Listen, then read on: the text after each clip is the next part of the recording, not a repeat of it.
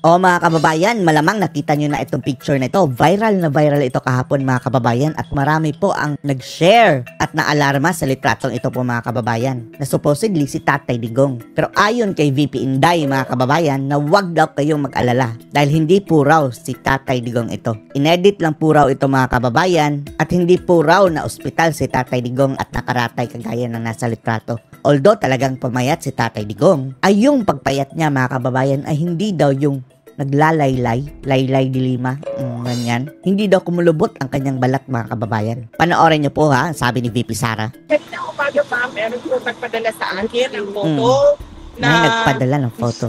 Ito ang photo mga kababayan. Edited lang po. Pero halata naman na inedit lang. Hindi naman nagalit si VP Sara mga kababayan pero nilinaw lang niya na hindi ito actual na photo. Siguro ang intention mga kababayan ng post ito ay inimagine na lang nila kung anong itsura ni Tatay Digong na butot balat. Pero hindi po siya na ospital mga kababayan gaya nito. May hospital tag. Mayroon pang tusok dito sa braso at may oxygen.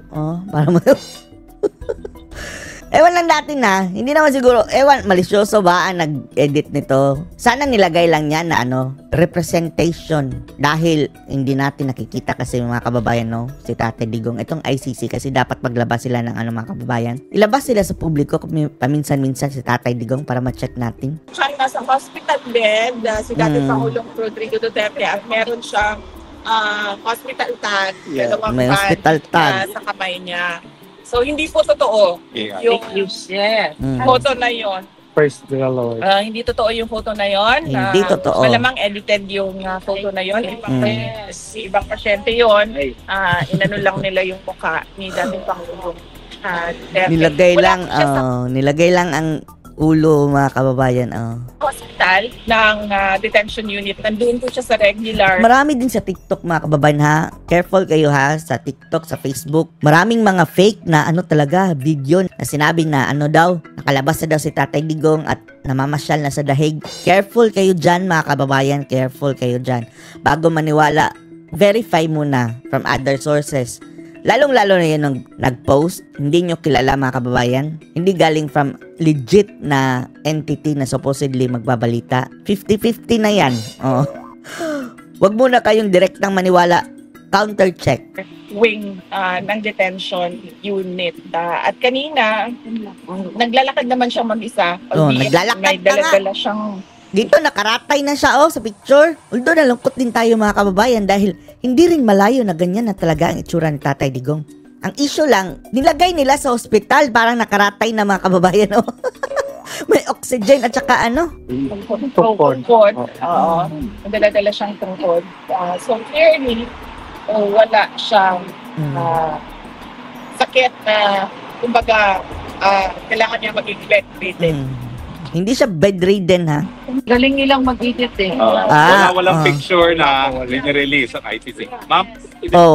Nilinaw nila na so far, walang picture o video ang nire-release ng ICC.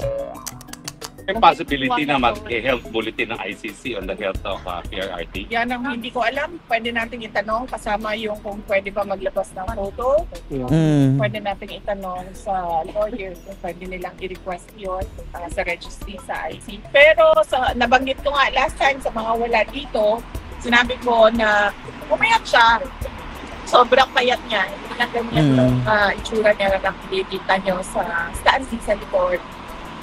Hindi ko nakita na ganito kapayat except sa photo niya, siya ay binata pa.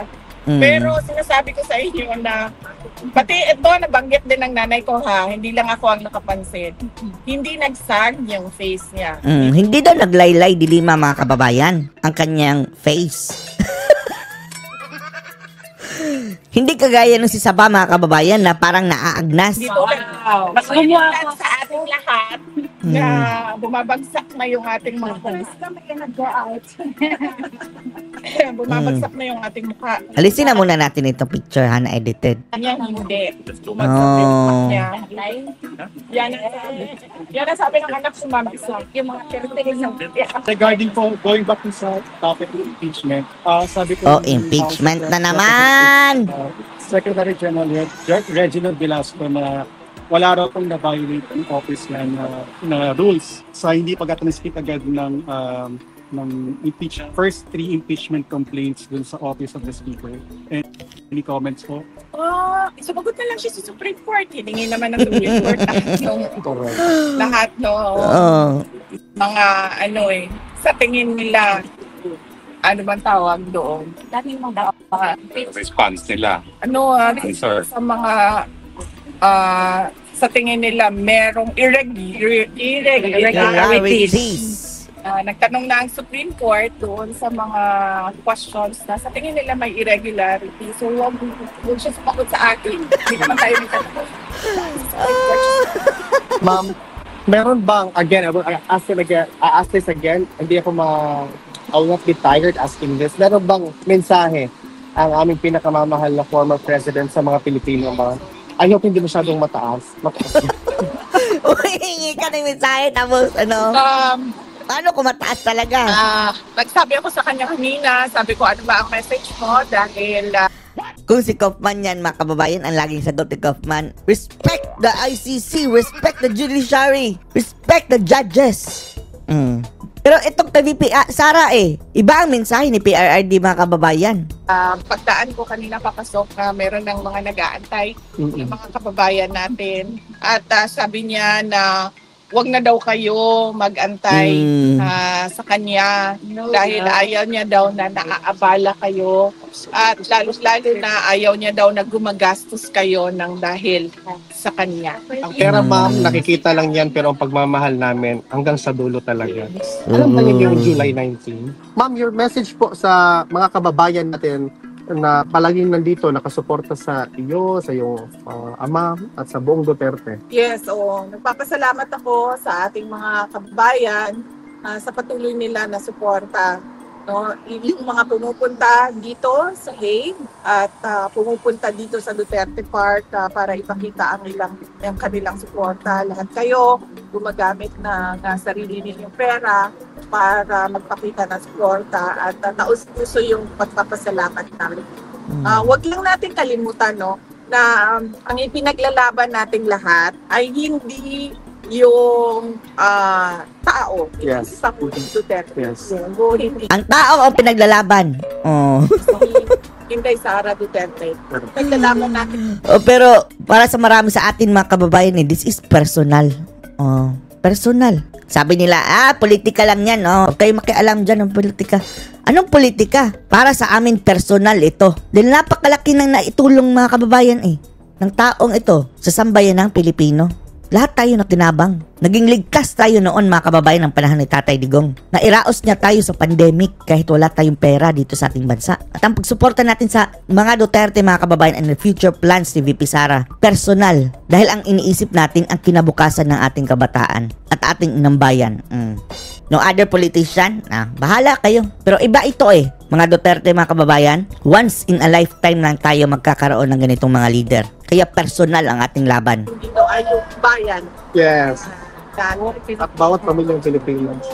Injustice. Yes. At rendition. Yes. Na ginawa nila sa isang Pilipino na kinuha nila sa loob ng ating bansa at hinatid nila dito. At ginastusan pa. Yes. Ginastusan pa. Ng gobyerno. Pati yung witness. Ginastusan ng gobyerno para ihatid ang isang Pilipino dito sa Hague. At huwag natin kalimutan ang mga issue sa bayan natin. Tulad ng blanco sa budget. Diba? Napakaraming mga kababayan natin ang tahimik sa blanco na mga... Tapos sa impeachment, mga kababayan, ang iingay. Ang iingay. Na budget. At yung pakuha ang pera ng yan. At yung apparent na pagsisinungaling, iba yung sinasabi ngayong araw na ito, iba yung sasabihin bukas, at yung pagpapako ng mga pangako. Unang-una na yung Bugas. 20 ang bugas. 20 ang bugas. Kasi yung artificial ngayon, mga kababayan, propaganda. BPP, thank you. Thank you for giving us hope. Well, yes, lahat yan lagi sinasabi sa akin.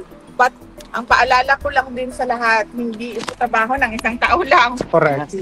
Trabaho natin itong lahat. Trabaho natin ang ayusin ang ating bayan. Yes. Trabaho natin na paniguraduhin na kung ano yung nakikita natin sa Netherlands Yes. ay makikita natin doon sa ating pinakamamahal na Pilipinas. Thank you, VP.